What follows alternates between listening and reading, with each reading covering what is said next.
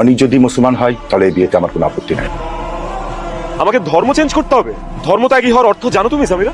পৃথিবীর প্রত্যেকটা মানুষই কোনো সেন্সে ধর্মত্যাগী। যিশু খ্রিস্টের জন্মের আগে পৃথিবীতে খ্রিস্টান ধর্মের কোনো অস্তিত্বই ছিল না। সবাই ধর্মান্তরিত হয়েই তো খ্রিস্টান হয়েছিল, তাই না? আর এই কথাগুলো তো তুমি আমাকে বলতে অনেক। কিন্তু সামিরা, প্রত্যেকটা ধর্মের মানুষের একটা কমিউনিটি থাকে। তোমার বাবার যেমন আছে, আমার ড্যাডেরও খ্রিস্টান কমিউনিটি আছে। আমার মম ড্যাডের কথা একবার ভেবেছো? ওনাদের উপর দিয়ে কি যাবে? পুরো এন্টায়ার খ্রিস্টান কমিউনিটি ওদেরকে বের করে দিবে। তোমার মম ড্যাডকে ভালো দেখতে হলে তোমার আমাকে ভুলে যেতে হবে অনেক। আমি পাগল হয়ে যাবো তোমাকে হারাবো। আমি অলরেডি পাগল হয়ে গেছি অনেক। বাবা আমাকে বিয়ে দেওয়ার জন্য উঠে পড়ে লেগেছে। চলো আমরা কোর্ট ম্যারেজ করে ফেলি। বিয়ের পর আমরা যে যার ধর্ম পালন করি, তাহলে তার কোনো সমস্যা হবে না। ঠিক আছে, তুমি আমার লাশটা দেখে যাও।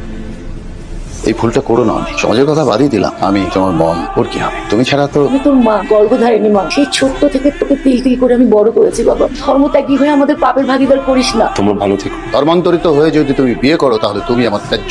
ধর্ম থেকে কোনো সন্তান আমার ছেলে হতে পারবে না। আমাদেরকে ফেলে যাস না বাবা, প্লিজ বাবা। আজকে আমাদের বাসর রাত, এই রাতটা নষ্ট করে দিও না। মম ড্যাডের কথা না অনেক মনে পড়ছে। সারা জীবনের জন্য রেখে এসেছি তো। কে বলছে তুমি ছেড়ে আসছো? যখন ইচ্ছা তখন যাবে, আমিও যাবো। সামিরা, আমি এখন মুসলিম। আমার নাম মোহাম্মদ অনিক ইসলাম। আমি ধর্ম চেঞ্জ করে ফেলেছি। ড্যাড বলেছিল ধর্ম চেঞ্জ করলে ত্যায্য পুত্র করে দিই। সব বাবা মারাই এমন কথা বলে।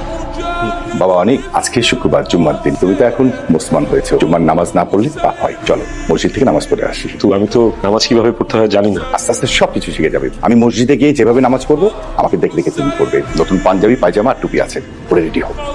টুপি পরা কিন্তু সুন্নাত। আল্লাহর ঘরে যাচ্ছ, আল্লাহর ঘরে যাওয়াতে কোনো লজ্জা নাই। প্রতিটা কদমে কদমে সোয়াব। আসসালামু আলাইকুম চাচা জান। ওয়ালাইকুম আসসালাম। উনি কি আমাদের দুলা ভাই? হ্যাঁ, মোহাম্মদ অনিক ইসলাম। নুরানি চেহারা দেখে মনেই হয় না যে নতুন পাঞ্জাবি আর টুপি পরছে। তাহলে চলো যাই।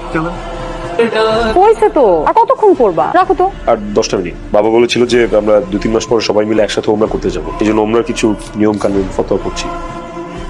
আব্বু দেখো পাগলটা কি বলতেছে। সবকিছু বুকিং দেওয়া হয়ে গেছে, আর এখন আবু আমি বলি বিষয়টা, আমি তো এখন অনেক কিছুই জানি না ইসলাম ধর্মে। এই ধরনের নামাজের যে বিষয়টা, নামাজ কিভাবে পড়তে হয়, আমার তো এই ধারণাগুলো নাই। ঠিকঠাক মতো এই বিষয়গুলো জানার জন্য আমি চাচ্ছিলাম যে 3 দিনের একটা জামাতে যাই। জামাত থেকে এসে নয় হানিমুনে যাই, কিন্তু ও তো মানছে না। তোমাকে যেতে না করতেছি না, আমি খালি বলছি যে আমরা হানিমুন থেকে আসি, তারপরে তুমি যাও। 3 দিন পরে হানিমুনে গেলে প্রবলেম কি যাবে? 5-7 দিন পরে তার দিকে গেলেও কোনো ক্ষতি হবে না। আব্বু তুমি যাও তো মসজিদে গিয়ে ওর নামটা কেটে দিয়ে আসো। তুমি কি তামজিদের সাথে যেতে যাচ্ছ?